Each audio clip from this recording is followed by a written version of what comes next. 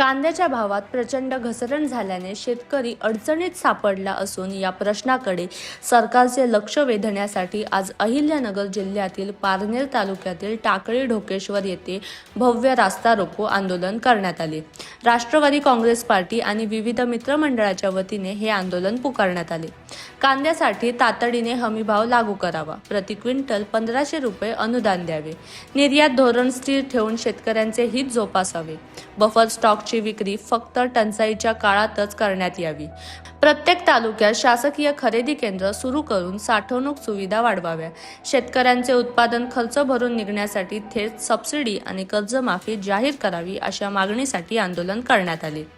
कांद्यांचे भाव घसरल्याने शेतकऱ्यांचे संसार मोडले आहेत, ही आमची हक्काची लढाई आहे अशी भूमिका आंदोलकांनी घेतली आहे।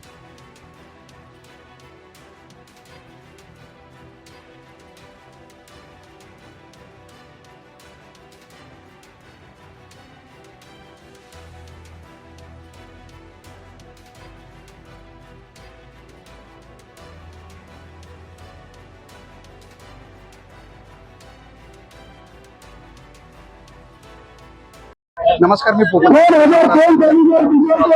भाव घसरले झालेले या संदर्भात कांद्याचे भाव घसरलेले तुम्ही आंदोलन करताय। शेतकऱ्याच्या कांद्याचे भाव घसरल्यामुळे शेतकरी एकदम घोडदळीला आलेला आहे। म्हणून आमची सरकारकडे मागणी आहे, कांद्याला कमीत कमी 20 रुपये किलोप्रमाणे हमीभाव द्यावा, कांद्याला 15 रुपये शासकीय अनुदान द्यावं आणि जे निर्यातीचं धोरण आहे त्याच्यात बदल करून तत्काळ निर्यात चालू करावी, ही आमची प्रामुख्याने मागणी आहे। म्हणून आम्ही आज रस्ता उतरलेलो आहोत। काय असेल मागणी?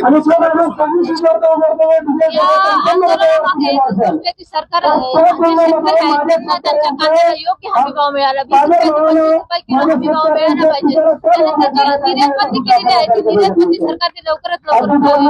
त्याचे साठेबाजी होताना जे करणारे मध्यस्थी आहेत त्यांच्यावर सरकारने लवकरात लवकर कारवाई करून डायरेक्ट माल शेतकऱ्यांकडून खरेदी करावा। शेतकरी आज आत्महत्या करण्याच्या वळणावर आहे।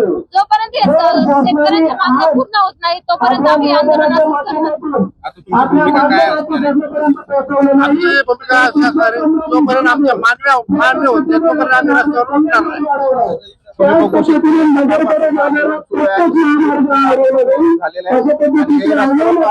केल्यामुळे